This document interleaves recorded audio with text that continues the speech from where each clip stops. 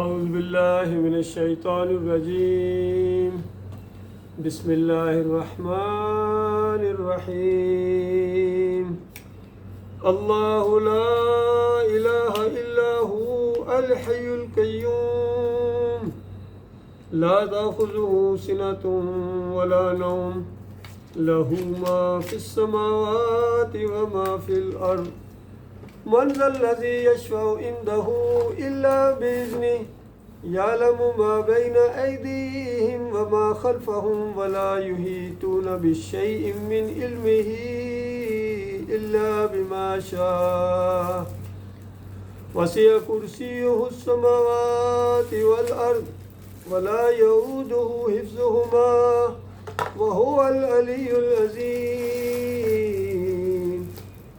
لا إكراه في الدين قد تبين الرشد من الغي ومن يكفر بالطاغوت ويؤمن بالله فقد استمسك بالعروة الوثقى لا انفصام لها والله سميع عليم الله ولي الذين آمنوا يخرجهم من الظلمات إلى النور والذين كفروا أولياؤهم الطاغوت يخرجونهم من النور إلى الظلمات أولئك أصحاب النار هم فيها خالدون۔ یہ سورہ البقرہ کی چند آیات ہیں۔ آیت الکرسی جو ساری آیات کی سردار ہے اس کا بیان ہے اس کے اندر، اور یہ سورہ بڑی طویل سورہ ہے۔ اس کے اندر بے شمار احکامات ہیں، ایمان عقیدے کی باتیں ہیں، پورا مکمل دین کا ایک گویا نقشہ اس کے اندر ہے۔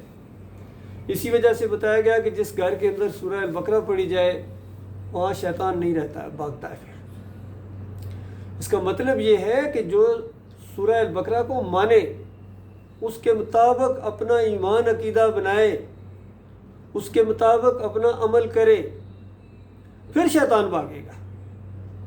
اسی طرح آیت الکرسی کے بارے میں کہ رات کو پڑھ کے سویا جائے تو اس کے بعد شیطان کا وار نہیں ہوتا ہے، تو وار اسی کے اوپر نہیں ہوتا ہے جو اس کو مانے، اس کے مطابق اپنا عقیدہ بنائے اور پھر اس کے اوپر عمل کرے، پھر شیطان بھاگتا ہے۔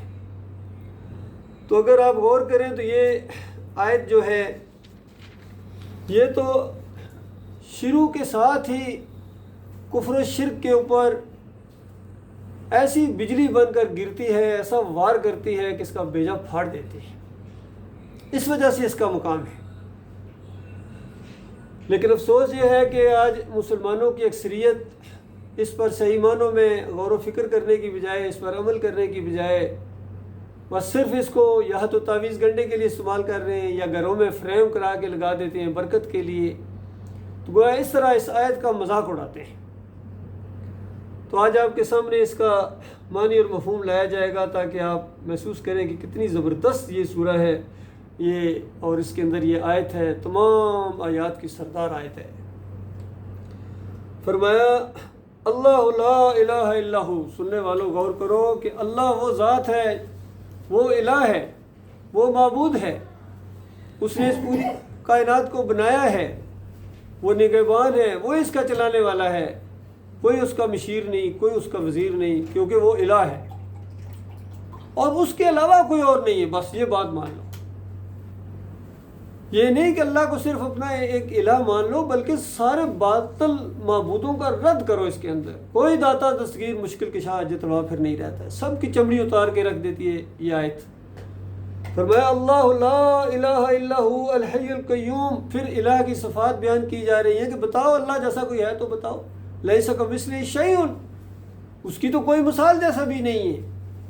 تو یہاں بتایا پہلی صفت الہ کی یہ ہوتی ہے کہ الحی القیوم، وہ الحی ہو، وہ ہمیشہ سے زندہ ہو، خود زندہ ہو ہمیشہ سے، اور القیوم کہ وہ قائم اور دائم ہے، ہمیشہ اس پر موت نہیں ہے، اس پر کمزوری نہیں ہے، اور جس کو بھی قائم رکھا ہے وہ اللہ ہی نے رکھا ہوا ہے۔ یہ زمین اور آسمان کا سارا نظام، کائنات کا نظام اس مالک کی مٹھی کے اندر ہے اور اس کے لیے بہت آسان ہے یہ۔ اس طرح اپنا تعارف کرایا، فرمایا تیسری صرف سنو، لا تاخذہ سنۃ ولا نوم، اس کو تو نیند نہیں آتی ہے، کیونکہ معبود اگر سو جائیں تو پھر کائنات کا نظام کیسے چل سکتا ہے؟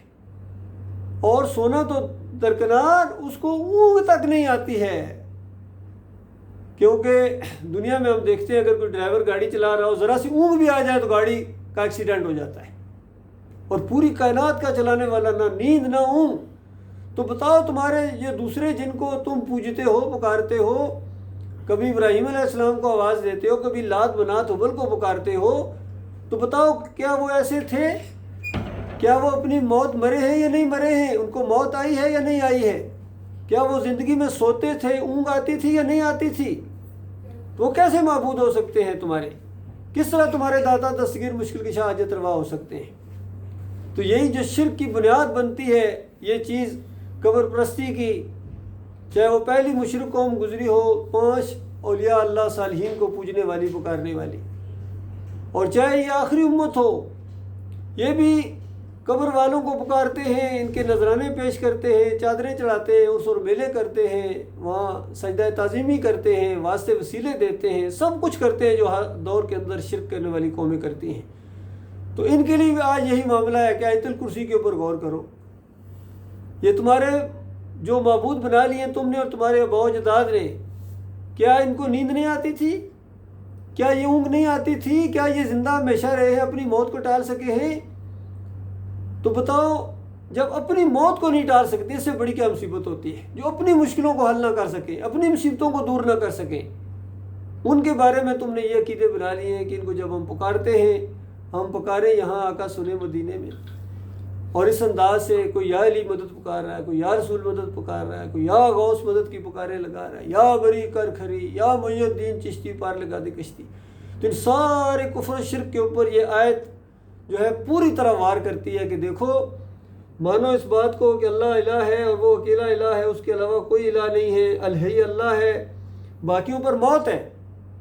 آج جو یہ موت نہیں مانتے ہیں، ان کے اندر جھگڑا چل رہا ہے، اندازہ لگائیے، حیات نبی اور وفات نبی کا بھی جھگڑا ہے۔ ان کو پتہ ہی کوئی نہیں کہ وفات ہوئی بھی ہے یا کوئی نہیں ہوئی ہے، اور وفات کہنے والوں کو یہ گستاخ کہتے ہیں، حالانکہ یہ الہ کا مسئلہ ہے۔ اگر تم وفات نہیں مانتے ہو تو تم پھر معبود مانتے ہو۔ یہی نقطہ ابو بکر صدیق رضی اللہ تعالیٰ نے بیان کیا تھا، ابھی نبی علیہ السلام کی میت دفن بھی نہیں ہوئی تھی، اور اعلان کر کے کہا کہ الا من کان منکم یعبد محمد فإن محمد قد مات، کہ تم میں سے جو نبی علیہ السلام کی پوجا پاٹ کرتا تھا، عبادت کرتا تھا ان کو خوش کرنے کے لیے، تو اس کے بعد اس کا معبود آج فوت ہو گیا۔ اور وَمَنْ كَانَ مِنْكُمْ يَعْبُدُ اللَّهَ حَيَّ الْقَيُّومُ لَا يَمُوتُ، دیکھیے وہی صفات لائے ہیں اللہ تعالیٰ، الحی القیوم لا یموت، وہ تو اللہ ہے، اس پر موت نہیں ہے۔ اور اگر تم کسی اور کو موت سے مبرہ سمجھتے ہو تو پھر گویا تم معبود مانتے ہو۔ تو اس انداز سے شرک کا رد کیا گیا۔ فرمایا لہو ما فی السماوات و ما فی الارض، دیکھیے ایک ایک چیز سارے شرک کی جڑیں کاٹ رہی۔ تم یہ کہتے ہیں یہ بلے شاہ کی نگری ہے، یہ داتا کی نگری ہے، فلاں کی نگری ہے، تمہارے باپ کی نگری ہے۔ مالک فرماتا ہے لہو ما فی السماوات و ما فی، پوری اس کائنات کے اندر جو کچھ ہے یہ اللہ کا ہے۔ بتاؤ، جب سب کچھ اللہ کا ہے اور دوسروں کے بارے میں فرمایا ما یملکون من قطمیر، اللہ کے علاوہ دوسروں کو جو تم کہتے ہو، یہ جو کھجور کی گٹھلی کے اوپر ہلکا سا سفید سا چھلکا ہوتا ہے، اور یہ اس کے بھی مالک نہیں ہے۔ بتا کس طرح شرک کا رد کر دیا گیا؟ کہاں گنجائش رہے گی شرک کی، کسی اور کو پکارنے کی؟ کسی اور کے پاس ہے کیا وہ دے اور داتا کہلائے؟ کسی کے اندر اتنی جرت ہے کہ وہ مشکل کشائی کرے؟ تو اس طرح بتایا گیا کہ لہو ما فی السماوات و ما فی الارض، اسی کی ہے، زمینوں کے اندر بھی آسمانوں کے اندر جو چیز ہے وہ اللہ تعالیٰ کی ہے۔ من ذا الذی یشفع عندہ الا باذنہ، کس انداز سے، شان و انداز سے پوچھا گیا کہ وہ کون ہے، ذرا نام تو لو اس کا، جو اللہ کی اجازت کے بغیر ذرا اپنا منہ کھولے، کسی کی سفارش کرے اللہ کی اجازت کے بغیر، اپنی طرف سے اپنا منہ کھولے، ذرا اس کا نام تو لو۔ تو بتائیے کہاں گئی ان کی دہتائیاں، دستگیراں، ان کی یہ ساری سفارشیں؟ جس کو اللہ حکم دے گا اور جس پر رحم کرنا چاہے گا، یہ پوری کی پوری شفاعت اللہ نے اپنے ہاتھ میں رکھی ہوئی ہے۔ جس مومن کو مالک معاف کرنا چاہے گا، چونکہ وہ بہت زیادہ معاف کرنے والا ہے، تو اس کے لیے مالک نے جس کو کہے ہاں اس کے لیے سفارش کرو، اس کے لیے عزت ہے، اور جس کے لیے سفارش کی جائے گی اس کے لیے مالک کی رحمت ہے۔ بتایا کون ہے جو اللہ کی اجازت کے بغیر منہ کھولے؟ یعلم ما بین ایدیہم وما خلفہم، وہ کس طرح منہ کھول سکتا ہے؟ کس طرح کسی کے بارے میں اپنی طرف سے سفارش کر سکتا ہے؟ اس کو کیا پتا ہے کہ اس کے دلوں میں کیا تھا، اس کی زندگی میں یہ کیسا تھا، مرنے کے بعد اس کے اعمال کیسے چلے ہیں؟ سفارش تو ہم دنیا میں جو سفارش کرتا ہے وہ زیادہ علم والا ہوتا ہے، وہ جانتا ہے، اور بڑے افسر کو جا کے یا بادشاہ کو جا کے وزیر بتاتا ہے کہ میری معلومات کے مطابق یہ معاملات ایسے ہیں، باقی حکم آپ کا ہے جیسے آپ مناسب سمجھیں۔ تو یہ سفارش ہوتی ہے۔ بتاؤ اللہ کو کون بتائے گا یہ ایسا تھا، یہ ایسا تھا، یہ ایسا تھا؟ کون بتائے گا؟ مالک تو سب کچھ جاننے والا ہے، ایک ایک چیز جاننے والا ہے، اور میں جو کچھ اس کے آگے اس کے پیچھے سب کچھ وہ مالک جاننے والا ہے۔ وَلَا يُحِيطُونَ بِشَيْءٍ مِّنْ عِلْمِهِ إِلَّا بِمَا شَاءَ، اور اس کے علم کے اندر کوئی چیز ذرا احاطہ اس کے علم کا نہیں کر سکتے کسی علم کا، مگر جس قدر وہ چاہے، جس طرح وہ علم کسی کو دیتا ہے وہی علم اس کے پاس ہے، اور پوری کائنات میں گویا جو علم اس نے دیا ہے وہ انتہائی معمولی دیا ہے، انتہائی معمولی۔ وَسِعَ كُرْسِيُّهُ السَّمَاوَاتِ وَالْأَرْضِ، زمین اور آسمان کے اوپر اس کی کرسی اور اس کا اقتدار چھایا ہوا ہے۔ وَلَا يَئُودُهُ حِفْظُهُمَا، اور اس سارے نظام کو چلاتے ہوئے چاہے آسمانوں کا ہو چاہے زمین کا ہو، مالک کو ذرا برابر تھکان لاحق نہیں ہوتی ہے۔ وَهُوَ الْعَلِيُّ الْعَظِيمُ، اور وہ بڑی عظیم ہستی ہے، جس طرح ہم کہتے ہیں سبحان ربی العظیم، تو یہ ساری چیزیں اگر ذہن میں رکھتے ہوئے آپ کہیں سبحان ربی العظیم رکوع کے وقت، سبحان ربی الاعلیٰ، پھر ایمان کے اندر اور نکھار پیدا ہوتا ہے کہ میرا مالک ہے جو ساری طاقتوں کا مالک ہے، قوتوں کا مالک ہے، اور ان دوسروں کے پاس کچھ بھی نہیں ہے۔ پوری طرح شعور کے ساتھ بندہ اللہ کی عبادت کرے، اس کی صفت بیان کرے، اس کی حمد بیان کرے، الحمدللہ رب العالمین، ساری کی ساری تعریفیں اللہ رب العالمین کے لیے ہیں۔ اگر دنیاوی لحاظ سے کسی کے پاس کوئی ہنر ہے، اللہ کا دیا ہوا ہے، اللہ نہ دیتا تو اس کے پاس کچھ بھی نہ ہوتا۔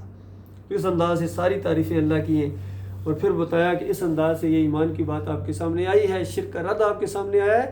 باقی جس کا دل کرے اس بات کو مانے، اور جس کا دل نہیں مان رہا ہے، اتنی بڑی باتیں بھی اس کے سامنے آ گئی پھر بھی اس کا دل نہیں مان، کوئی بات نہیں، لا اکراہ فی الدین، دین کے اندر تو کوئی زور زبردستی نہیں ہے۔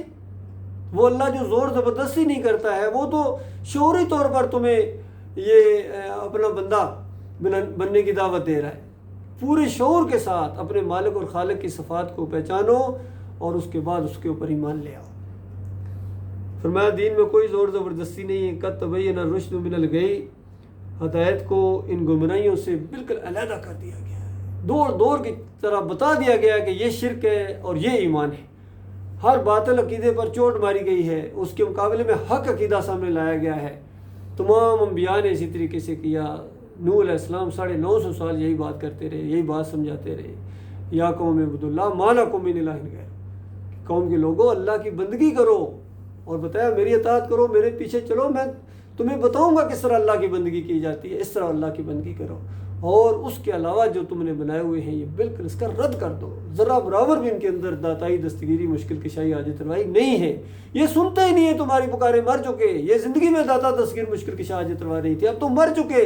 اموات غیر احیاء، یہ مردے ہیں، ان کے اندر زندگی کی رمق تک باقی نہیں ہے۔ تم ہڈیوں کو پکار رہے ہو، ڈھانچوں کو پکار رہے ہو، مٹی کی پوجا کر رہے ہو، تو یہ تمہاری جو روش ہے یہ بالکل گمراہی ہے۔ تمہارے باپ دادا اس راستے پر چلے ہیں، وہ جہنم کے آقا ایندھن بن گئے، اب اس کے بعد تمہاری باری، اپنی خیر بناؤ، اور لہٰذا توبہ کرو، معافی مانگو اپنے مالک اور خالق سے۔ یہ جو کچھ بھی تم شرک سے ان سے مانگ رہے ہو، یہ مالک سے مانگو، اپنے رب سے مانگو، وہ تمہارے لیے جو ہے وہ نہروں کا انتظام کرے گا، بارشیں برسائے گا، پیداوار نکالے گا، تمہیں اولاد سے نوازے گا، سب کچھ وہ دیتا ہے۔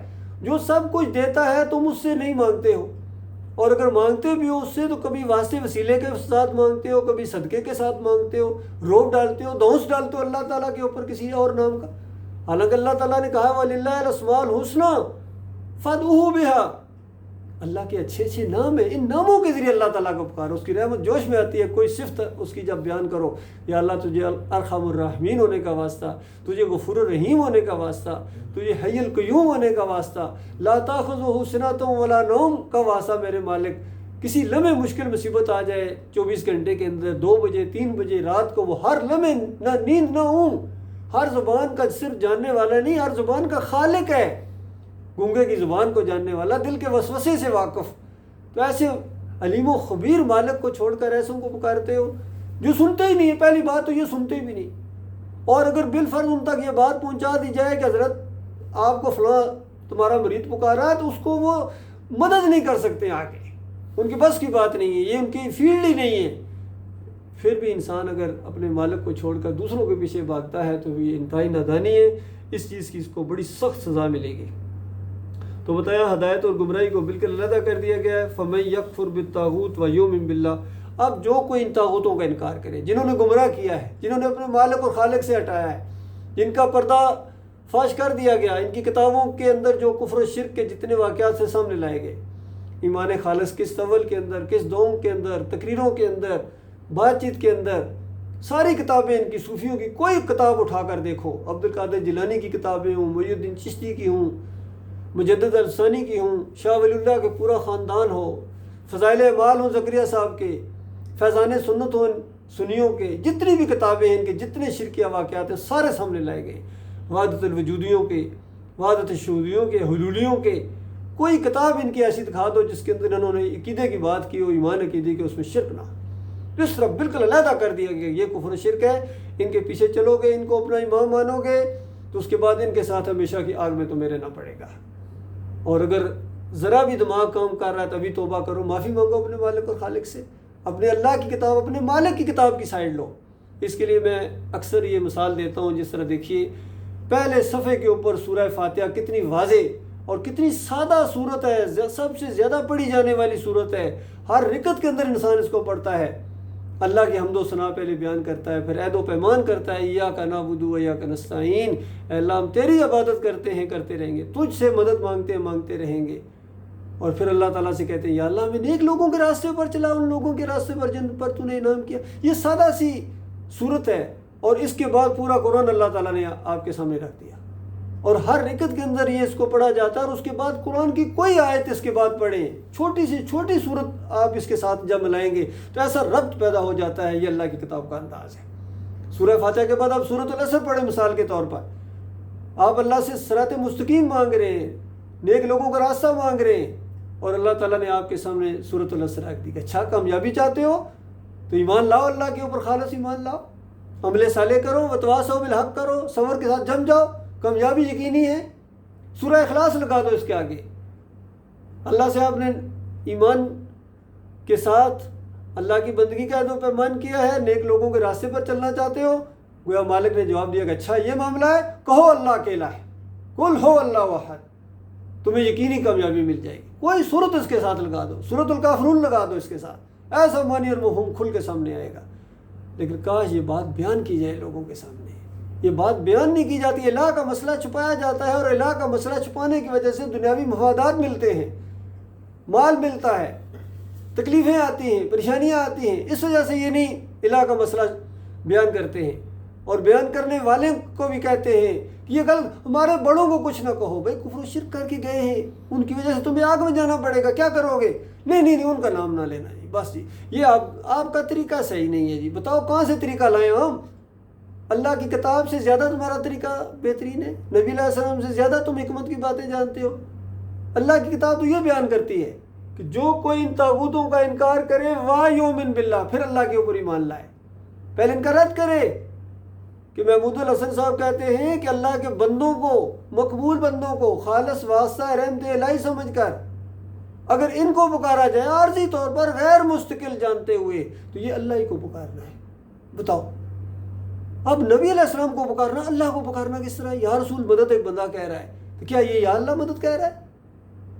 یا علی مدد ایک بندہ کہہ رہا ہے؟ پورا دین ان کا اوپر یا علی مدد کے اوپر کھڑا ہے، کوئی یا حسین مدد، یا عباس مدد، یا فاطمہ زہرا مدد، پکاریں لگائی جا رہی ہیں۔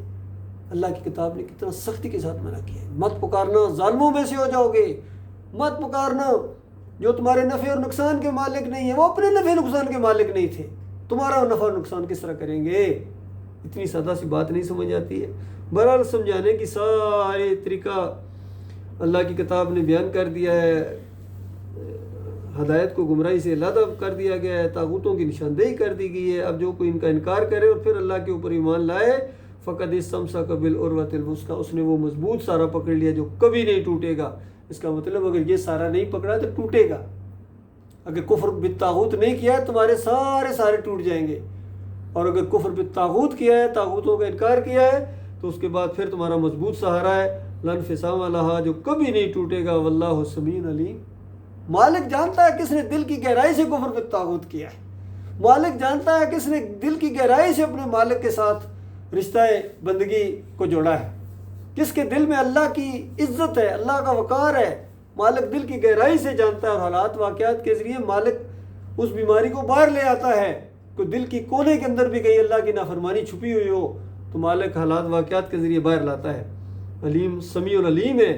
فرمایا اللہ ولی الذین آمنوا، اللہ مددگار ہے، اللہ دوست ہے ایسے مخلص مومنوں کا، ایسے ایماندار جب آتے ہیں اللہ کی طرف، یخرجہم من الظلمات الی النور، وہ ان کو کفر و شرک کی گمراہیوں سے مالک نکالتا ہے، اور اس کے اعمال کے اندر جو خرابیاں ہوتی ہیں وہ آہستہ آہستہ دور ہوتی ہیں، ایمان کے اندر نکھار آتا ہے، ایمان بڑھتا چلا جاتا ہے، مالک اس کو اور آگے بڑھاتا ہے اور ظلمات سے نور کی طرف لے کے آتا ہے۔ والذین کفروا اولیاءہم الطاغوت، اور جو کافر ہیں، جو طاغوتوں کو اپنا امام بنائیں، اپنا لیڈر بنائیں، ان کی باتیں مانیں ایمان کے مقابلے میں، تو اس کے بعد طاغوت کا تو کام ہی یہی ہے، یخرجونہم من النور الی الظلمات، وہ ان کو نور سے پھر ظلمات کی طرف لے کے جائے گا، پھر وہ پکارے گا اللہ کے علاوہ دوسروں کو، نظر و نیازیں کرے گا، اور اس طریقے سے جو پہلے ایمان کی سمجھ آ چکی تھی اس کو بھی پھر وہ ضائع کر دے گا، پھر کفر و شرک کے ظلمات کے اندر جائے گا۔ یہ صحیح معنوں میں اولئک اصحاب النار، یہ پیچھے چلنے والے، یہ طاغوت کو اپنا لیڈر ماننے والے، ان کے پیچھے نمازیں پڑھنے والے، یہ عرس اور میلے والے، چادریں والے، یہ واسطے وسیلے والے، یہ سجدہ تعظیمی والے، یہ سارے کے سارے مالک فرماتا ہے یہ اصحاب النار، یہ آگ کے اندر جانے والے ہیں، ہم فیہا خالدون، اس کے اندر ہمیشہ رہیں گے۔ تو یہ ایک پورا مضمون ہے قرآن کا، پیچھے چلنے والے اور آگے چلنے والے۔ آج یہ مرید بنے ہوئے ہیں پیروں کے، کل انہی کے اوپر لعنتیں بھیجیں گے۔ آج یہ سیاسی لوگوں کے جھنڈے اٹھاتے ہیں، ان کے نعرے لگاتے ہیں، کل انہی کے اوپر لعنتیں بھیجیں گے۔ آج یہ بڑے بڑے جتنے افسران ہیں ان کو کل یہ لعنتیں بھیجیں گے۔ سب کچھ یہی کچھ ہونے والا ہے، چاہے جمہوریت والے ہوں، چاہے یہ تصوف والے ہوں، چاہے یہ مسلک پرست ہوں، فرقہ پرست ہوں، سب کے ساتھ یہی کچھ ہونے والا ہے۔ وہاں ہمیشہ ہمیشہ کی آگ کے اندر ان کو رہنا پڑے گا۔ جو کفر و شرک کے اوپر مر گئے ان کا معاملہ تو ختم ہو گیا، اب تلافی کا کوئی موقع نہیں ہے۔ لیکن جو بھی زندہ ہیں ان کو اگر ہوش آ جائے، اپنے دماغ کو کام کریں، اپنے دماغ سے کام لیں، اور بڑی سادہ دعوت ہے، یقین کیجئے، یہ مسلک پرستی کی دعوت نہیں ہے، یہ فرقہ پرستی کی دعوت نہیں ہے، یہ الیکشن کا معاملہ نہیں ہے، کوئی ووٹ نہیں مانگنے، چندہ نہیں اکٹھا کرنا ہے، دین پر کمائی کا ذریعہ نہیں بنانا دین کو۔ ہماری نمازیں اللہ کے لیے، ہماری اذانیں اللہ کے لیے، ہم جو درس دیتے ہیں خالص اللہ کی رضا کے لیے، چاہے سوشل میڈیا کے اوپر ہوں، چاہے عام حالات کے اندر ہو، خالص اپنے مالک کی رضا حاصل کرنے کے لیے، جہنم کی آگ سے بچنے کے لیے۔ تو آج جو بھی راستہ یہ اختیار کرے گا اللہ کے ہاں اس کو بہت بڑا اجر ملے گا۔ مالک نے زندگی کے بعد دوسری زندگی رکھی ہے، وہاں ساری اس زندگی کا دار و مدار آج اس زندگی کے اوپر ہے۔ یہ امتحان کی زندگی ہے، یہاں جو کچھ بو گے اپنے ہاتھوں سے وہاں کاٹو گے، واپسی نہیں ہے۔ اگر ایک دفعہ اس امتحان میں ناکام ہو گئے، ایک موقع جو اللہ نے دیا، یہ موقع اگر ضائع ہو گیا دوبارہ کبھی موقع نہیں ملے گا، اور پھر انجام ہمیشہ کی پچھتاوا ہوگا۔ اللہ تعالیٰ اس کو خوفناک انجام سے اور پچھتاوے سے اپنی پناہ میں رکھے۔ وقول قولی ھذا استغفر اللہ لی ولکم ولسائر المسلمین۔